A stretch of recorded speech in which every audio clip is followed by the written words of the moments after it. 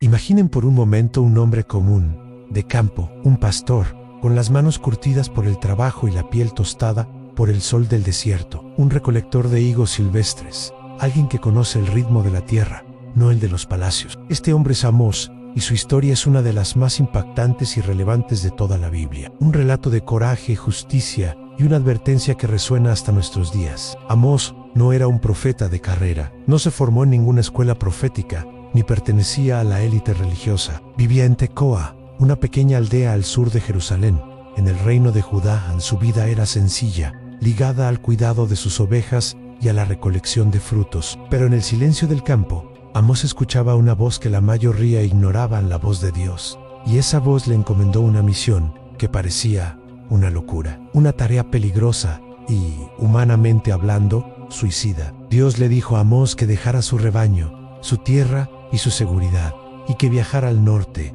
al próspero y poderoso reino de Israel. ¿Su propósito? Proclamar un mensaje de juicio inminente contra una nación que se había ahogado en su propia riqueza y complacencia. Para entender la valentía de Amós, tenemos que visualizar el Israel de esa época. Era el reinado de Jeroboam II, un tiempo de una prosperidad sin precedente. La economía estaba en auge, las fronteras eran seguras y la riqueza fluía a raudales, al menos para algunos. Las ciudades como Samaria y Betel eran centros de lujo y opulencia. Se construían casas de marfil, se celebraban banquetes suntuosos y la vida de la élite era una fiesta continua. Desde fuera, Israel parecía una nación bendecida, en la cima de su poder. Pero bajo esa brillante superficie, la podredumbre se extendía como una plaga. La riqueza se había construido sobre los hombros de los pobres. La corrupción era la norma en los tribunales. Los jueces aceptaban sobornos, los ricos explotaban a los vulnerables, y la justicia se había convertido en una mercancía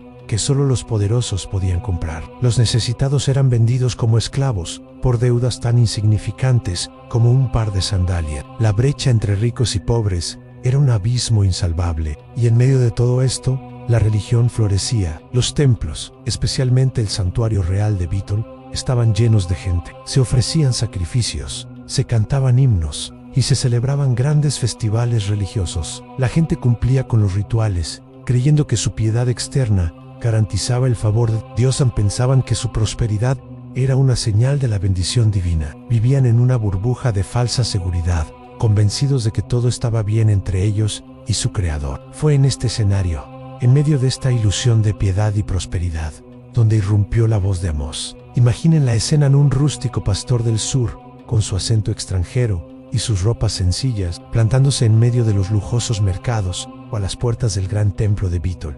Su voz, acostumbrada a llamar a las ovejas en las colinas, ahora resonaba como un trueno en el desierto, cortando el aire de la autocomplacencia. Escuchen esta palabra que el Señor ha hablado contra ustedes, familias de Israel. Clamaba sin miedo. Amós no vino con palabras suaves, ni con mensajes de autoayuda. Su mensaje era directo, crudo y sin adornos. Era un cirujano divino, cortando el tumor de la injusticia social y la hipocresía religiosa. Con una elocuencia forjada en la observación de la naturaleza, Amós denunció los pecados de la nación uno por uno. Apuntó directamente a la avaricia de los ricos que anhelan ver el polvo de la tierra sobre la cabeza de los desvalidos, y que oprimen al pobre y quebrantan al menesteroso. Describió cómo manipulaban las balanzas para engañar, cómo acaparaban el grano para subir los precios, cómo vivían en sus lujosas casas de invierno y de verano, mientras otros no tenían nada. Pero quizás su crítica más feroz fue contra la religión vacía de Israel. Ellos pensaban que sus ofrendas y festivales complacían a Dios, pero Amós les lanzó una bomba. Hablando en nombre de Dios, declaró: odio y aborrezco sus festivales religiosos, no me complazco en sus asambleas solemnes. Aunque me ofrezcan holocaustos y ofrendas de grano, no los aceptaré. Aparten de mí el ruido de sus cantos,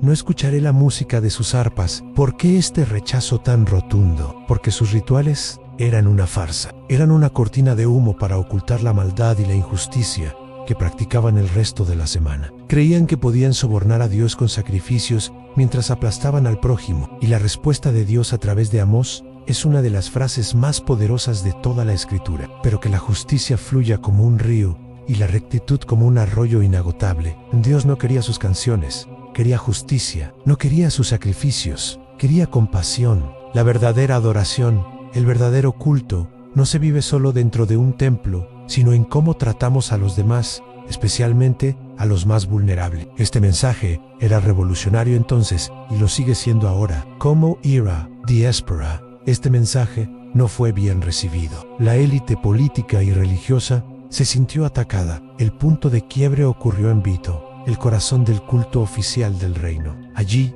Amasías, el sumo sacerdote, el hombre más poderoso de la jerarquía religiosa, se enfrentó a Amós. Amasías no debatió la verdad de las palabras de Amós. En cambio, lo acusó de traición, de conspirar contra el rey Jeroboam.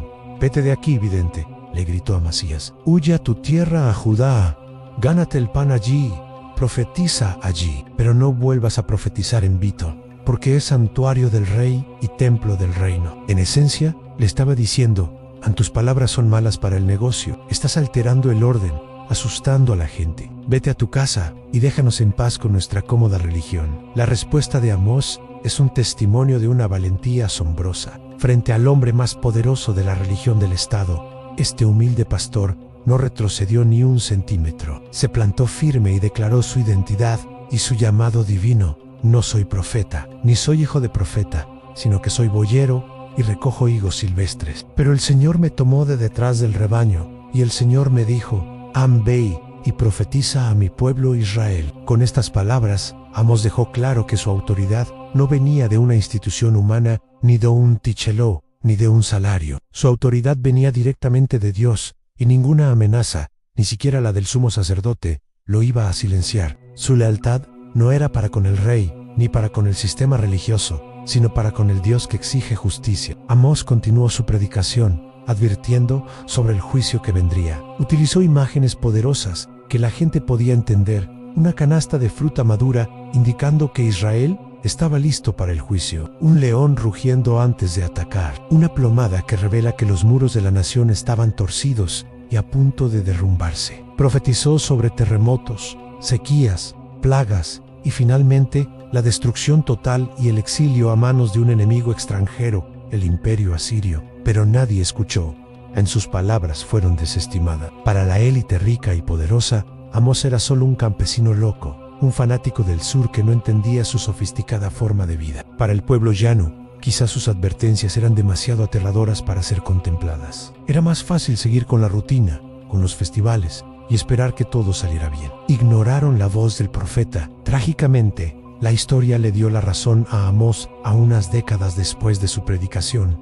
El poderoso imperio asirio descendió sobre el reino del norte. Ciudad tras ciudad cayeron. Finalmente, en el año 722 a.C., la capital, Samaria, fue conquistada después de un brutal asedio de 3 años. El reino de Israel fue destruido y su gente fue llevada al exilio, esparcida por el imperio asirio, para nunca más volver como nación. Las advertencias de Amós se cumplieron al pie de la letra. La historia de Amós es mucho más que un relato antiguo, es un espejo que nos confronta. Nos pregunta: ¿en qué se parece nuestra sociedad a la de Israel en tiempos de Amós? ¿Vemos prosperidad para unos pocos construida sobre la dificultad de muchos? ¿Vemos injusticia en nuestros sistemas legales o económicos? Y más personalmente, nos pregunta sobre nuestra propia fe. ¿Es nuestra religión un ritual cómodo que nos hace sentir bien los domingos, pero que no cambia cómo vivimos de lunes a sábado? ¿O es una fuerza transformadora que nos impulsa a buscar la justicia, a defender al vulnerable, a amar a nuestro prójimo de manera práctica y tangible? El mensaje de Amós, entregado por un pastor valiente hace casi 3000 años, sigue siendo el llamado de Dios para nosotros hoy, aunque la justicia fluya como un río y la rectitud como un arroyo que nunca se seca. Es un llamado a alinear nuestros corazones y nuestras acciones con el corazón de Dios, un Dios que ama la misericordia y exige justicia para todos. Gracias por acompañarme en este viaje a través de la historia de Amós. Si este mensaje te ha impactado, te invito a suscribirte al canal y a compartir este video. Sigamos explorando juntos estas historias poderosas que tienen tanto que enseñarnos. Hasta la próxima.